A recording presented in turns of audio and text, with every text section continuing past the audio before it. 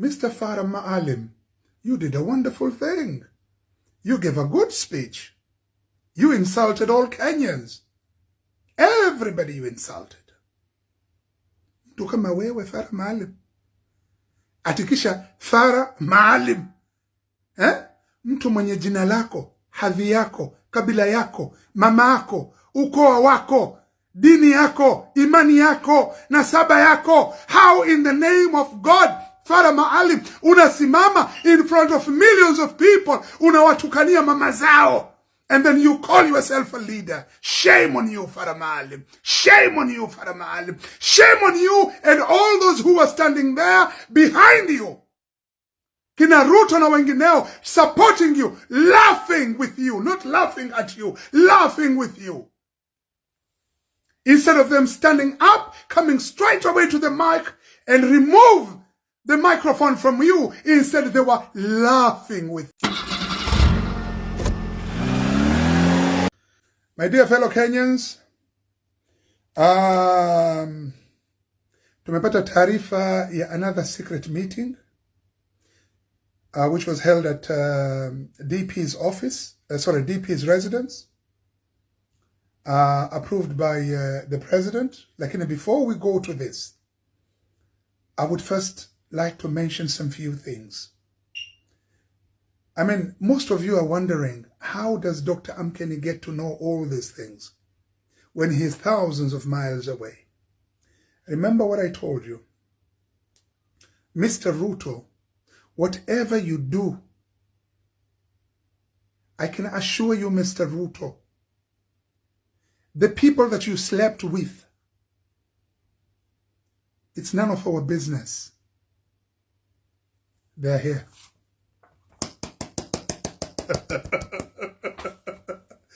But don't worry, Ruto, we are not here for that. We are here for our economy. What you do in your bedroom, what you do in Western Hotel, what you do in Paramount, when you go to visit Mr. Paramount house, it's absolutely none of our business. What is our concern is our economy, our people, our education, our health. I'm only trying to tell you that whatever you do, the people that you walk with, they're the ones who come back and tell us. Now, before we get into today's topic, there's someone, first of all, I would like to clap for. Mr. Farah Maalim, you did a wonderful thing. You gave a good speech. You insulted all Kenyans. Everybody you insulted. Mtu kama wewe Farah Maalim. Atikisha Farah Maalim. Mtu mwenye jina lako, hadhi yako, kabila yako, mama yako, ukoo wako, dini yako, imani yako, nasaba yako. How in the name of God, Farah Maalim, unasimama in front of millions of people, unawatukania mama zao, and then you call yourself a leader? Shame on you, Farah Maalim. Shame on you, Farah Maalim. Shame on you and all those who are standing there behind you. Kina Ruto na wengineo supporting you, laughing with you, not laughing at you, laughing with you. Instead of them standing up, coming straight away to the mic and remove the microphone from you, instead they were laughing with you. And that's what am I saying? You did a good job, Mr. Farah Maalim. Thank you, carry on. Endelea kutukana watu. Lakini mukitukanwa nyinyi, musiseme tutawatambua. You just wait. Your time is due, my friend. My fellow Kenyans, the second person ni Kimani Ichung'wah. Wewe Kimani Ichung'wah, ulipokwenda kwenye msiba wa speaker, kama wewe ulikuwa unajua George Natembeya aliua watu alipokuwa ni RC wa Rift Valley, na specifically specify kwamba aliua watu, ulikuwa unangojea nini? Msichukue action ya kumpeleka mahakamani. Wao umetoka kwenu huko Central Unakwenda kutukana Waluya? My brother Kimani Ichung'wah, let me tell you one thing. Matusi hatakupeleka pahali. Nowhere. Matusi hayakupeleki pahali. Mimi, I'm telling you, Kimani Ichung'wah, you are nothing but a failure. Nabii ni aliyekubalika kwao. Kama wewe Kimani Ichung'wah kwenu umekatalika, kwa watu wako wenyewe wamekukataa, unataka Waluya wakukubali kweli na Wakenya wote waliobakia? You must be joking, Kimani Ichung'wah. Shame on you, Kimani Ichung'wah. Alafu ati leader of the majority. Which majority are you talking about? Unasema vijana wameuliwa wakatupwa mto Yala na aliyewaua ni George Natembea. Sasa kwa nini msimpeleke mahakamani? Mnakwenda kupeleka mtu mnakwenda kumpoteza mtu aliyemchora Ruto yuko kwenye jeneza, lakini mtu aliyeua watu mnamwachia. It means you guys are lying. George Natembea, we are with you, my brother.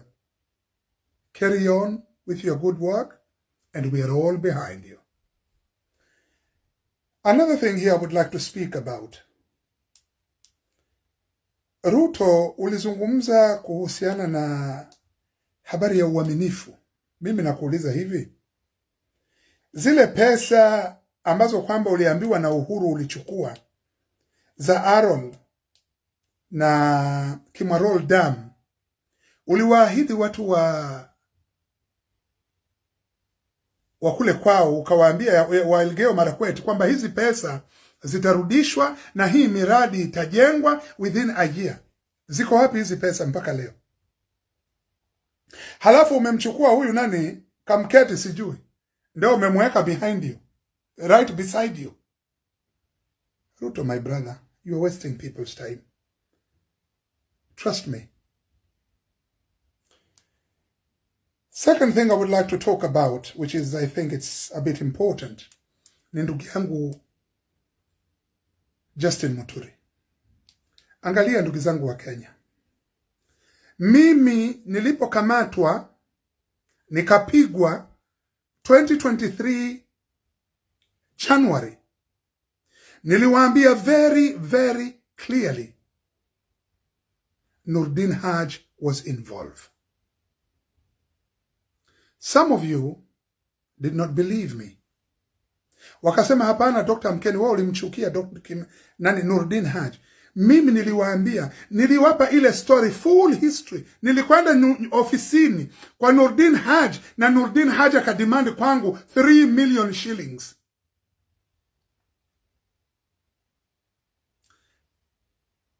Couple of months later comes Justin Muturi explaining the criminal activities of the same man, Nurdin Haj, that I have been talking about. Angalia, Justin Muturi, my brother, let me tell you, you cannot put out fire when you are in the house. You get out of that house and then you put off the fire. My brother Justin Muturi, for the people of Kenya to respect you, for the people of Kenya to know that you meant what you were talking about, for your family, Justin Muturi, to respect you for what the government did to your son. If I were you, Justin Muturi, I would have been long gone,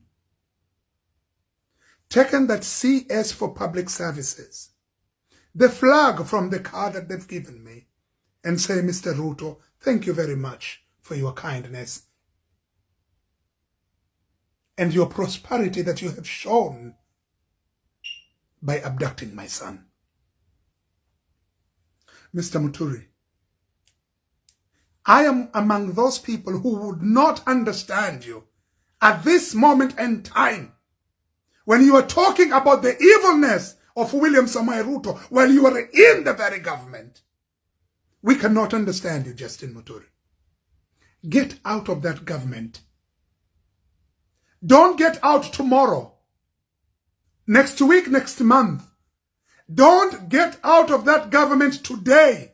Don't get out of that government now. Get out of that government right now. Prevail your respect, Justin Muturi. Prevail your honor. You're not a man who could be bought by a position of a CS when your family are being tortured and marginalized. Your people are being marginalized. Imagine today you found the heads of government, the heads of department, and yet you could not get hold of your son. Tell me someone, just a simple Kenyan, a poor Kenyan, what would he or she have done if his or her son had been abducted? Where would they have gone? Waswahili wanasema, Justin Muturi, kuwa haikuwa bati, itakuwa sisi kuti. Huh?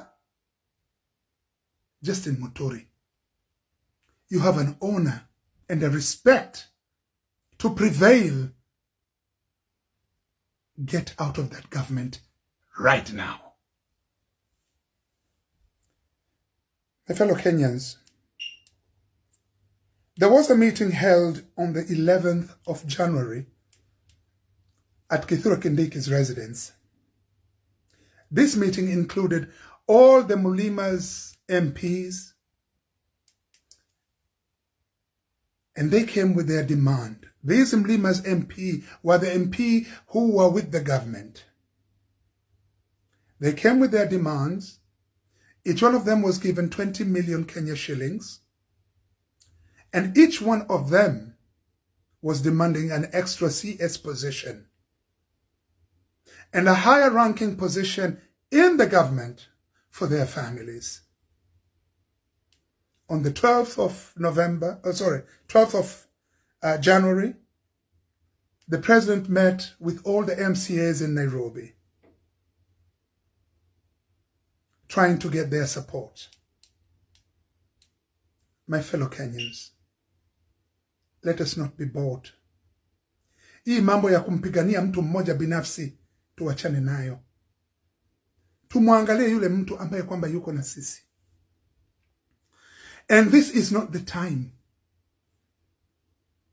The time right now, we have only one common enemy, and that is William Samoei Kipchirchir Arap Ruto. Juzi nilisikia mtu mmoja anaongea akisema he was a great supporter of William Samoei Ruto.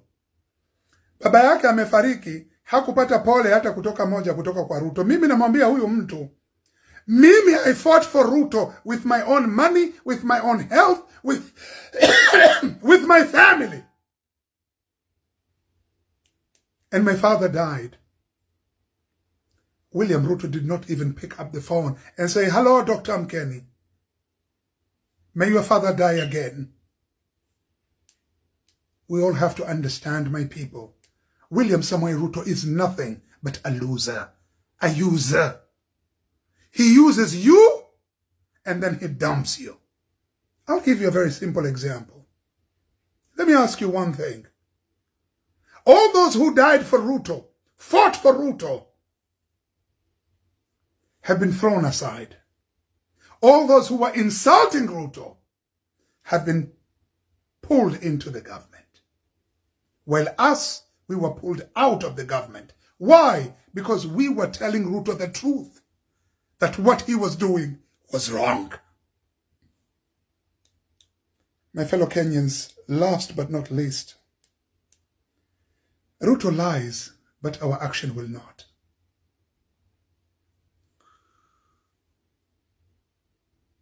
Leadership. Please, my people, understand me. Leadership is service-oriented. I mean, you cannot stand and talk about leadership. Leadership is a responsibility, not a privilege of buying new Mercedes every year. That's not leadership. my brother. William Samoei Ruto, you are a sheep. You carry all Kenyans in you. We all depend on you. My fellow Kenyans, if this sheep is not taking us nowhere, if there is no leadership in this sheep, there is no friendship in this sheep, my brothers and sisters, we need to abandon this sheep. We need to abandon this sheep. If there is no partnership in this sheep, if we don't see any leadership in Ruto, all what we see is ruling, we need to abandon this sheep. My brother Maina Njenga, how in the name of God could you stand up and say you are supporting William Samoei Ruto when millions of Kenyans are dying? Shame on all of you who support William Samoei Ruto. And may the will of God run into your head, or rather runs towards your head, so as you may ignore whatever Ruto is trying to inflict upon you, and you may bring the reality unto the people. Remember, my people, Ruto will lie, but our actions will not. Unless we stand together, we hold our hands together,